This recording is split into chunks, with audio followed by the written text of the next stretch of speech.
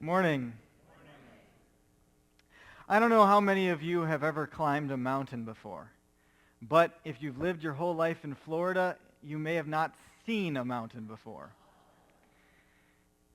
Here in Florida, what we call a hill, in Michigan we call a slope. And the closest thing we have to a mountain is the bridge. So you might not know the experience of climbing a mountain. It might be like a picture to you that you've seen, but you haven't actually been there.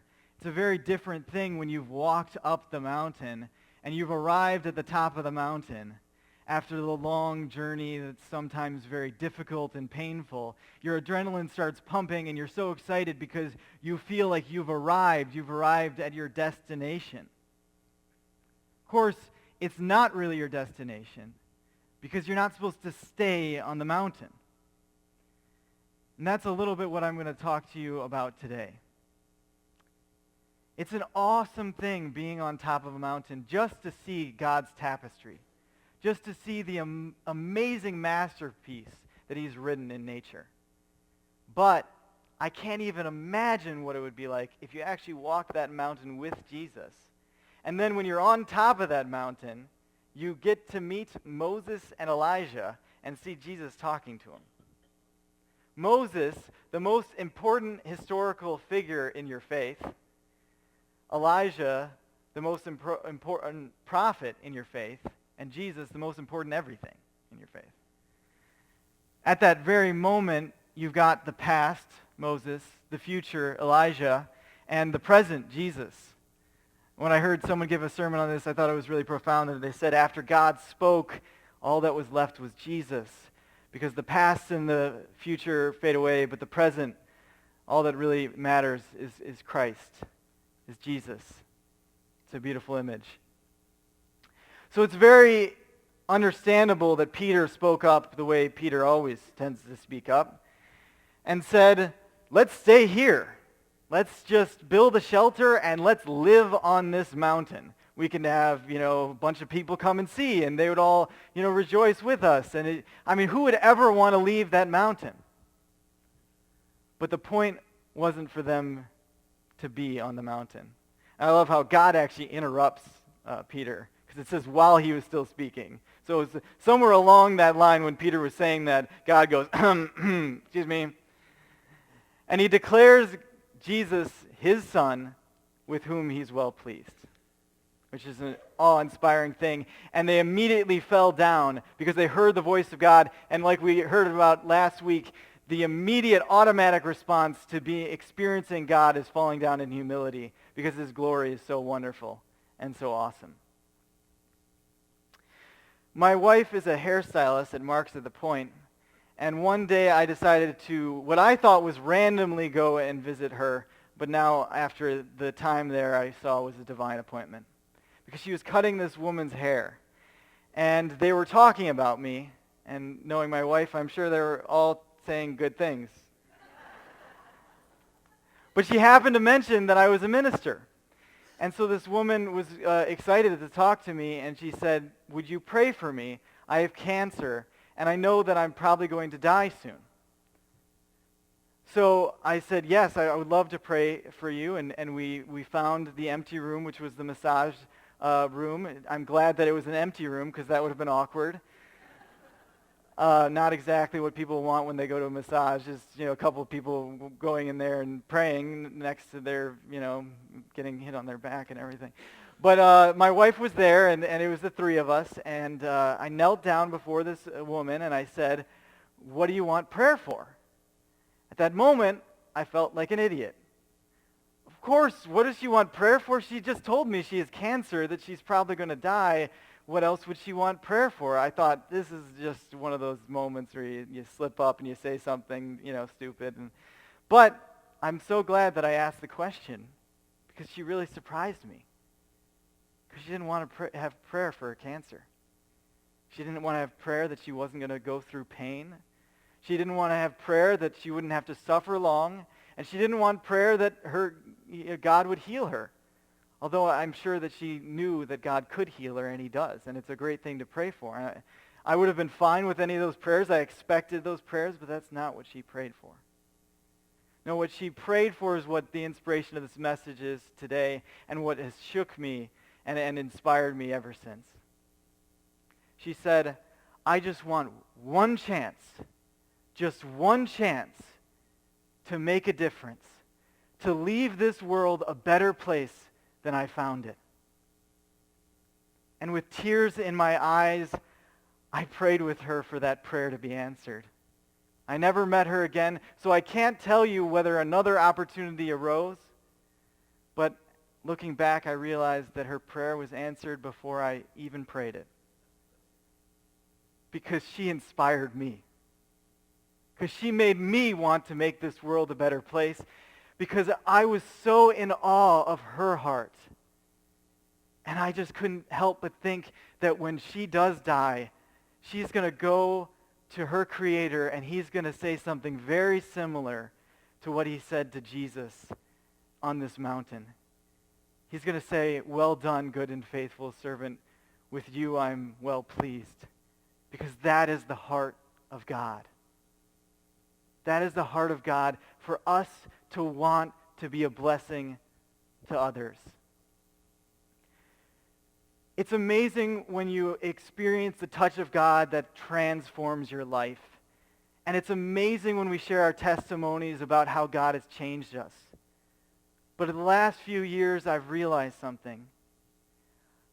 The focus of our life and the center of our faith should not be just the moment that we meet Jesus.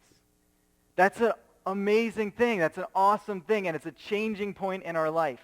But it's not the end of our journey. We don't die on the mountain. When the only person that I can think of in the Bible that does end on the mountain is Moses, and it's a sad moment because he doesn't get to go in the promised land. He has to just look. It makes me think of Martin Luther King Jr. when he said, I just want to do God's will. And he has brought me up on the mountain. I have looked over, and I have seen the promised land. I may not get there, but we are going. And Martin Luther King Jr. likewise didn't get to go in the promised land. He didn't get to see the dream of his heart fulfilled, but he knew before he died that it was going to be accomplished. So what is the promised land? What is the promise that God has made? Brings me back to what is the mission of God. So the mission of God is actually a book that I'm reading right now in my seminary studies, Mission of God by Chris Wright. And he talks about how it's to be known to be a God who redeems. And he's going through generation upon generation to be a redeeming God that it can know his people. And here's the incredible thing. We are asked to be part of that mission. Now think about that.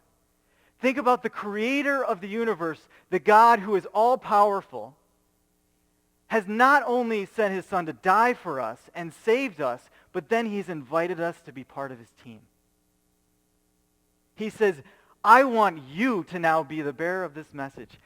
You get to be the bearer of hope to the hopeless. You get to be someone who can pray over someone to be healed that is hurt and sick, and they are healed. And it's not through your power, it's through God's, but you get to be part of that. How incredible that God is inviting us, that he has chosen us. He has said, put down your net and follow me, and I will make you fishers of men. I will make you someone who can inspire and make a difference in the lives of others.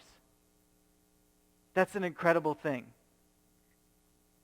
And when I heard this woman who was at Marks at the Point telling me about how she just wanted one chance, I couldn't help but think of the movie Braveheart. Because I've seen Braveheart way too many times, and when I heard her say, one chance, just one chance, I thought of the speech of William Wallace because he said the same line in it. And the speech goes a little something like this. He said, I am William Wallace, and I see my countrymen as free men, and free men you are. Yes, run, or he says, yes, fight and you may die. Run and you will live, at least for a while. But someday, many years from now, lying in your beds, would you have traded all of that for one chance, just one chance to come back here and tell our enemies that they might take our lives, but they will never take our freedom. It's inspiring words, and when he said it before a group of men that were likely to be destroyed from an earthly perspective, they marched with courage and they won the day. And likewise, we are soldiers. We are part of this purpose, this mission of God, and he's called us to be part of it. We are bearers of freedom. We get to bring freedom to those who are enslaved. How incredible is that? To pray for just one chance before we die to make a difference in the lives of others. I want that to be my daily prayer. I'm going to do something that I really have wrestled over whether I should or should not do, and it might go really badly. I'm glad that you're in a laughing mood, because I'm going to try to sing. And I'm going to try to sing without any a cappella or without any background or any complete a cappella, and that's not my specialty. So I might bounce around the keys a lot, and I might forget the words. We'll see, okay? But there's a song that has always been a song that's really touched my heart, and it's actually a song that has touched my brother Robert's heart and my mother's heart as well. It's not a Christian song, kind of the opposite. It's a Disney song. But it's a song about going the distance. And when we heard it, it didn't speak to us about any kind of hero's welcome that the author probably intended when he wrote the song, but it spoke to us about when we die and we meet our Maker. The crowds to us aren't crowds per se, but the loved ones that have passed before us that we get to see at that day. Maybe people that were there partially because we touched them and we reached out to them. So I want you, as I sing this song very poorly, to have grace and to put yourself in the position of the hero. Because I think that's God's purpose for each one of you.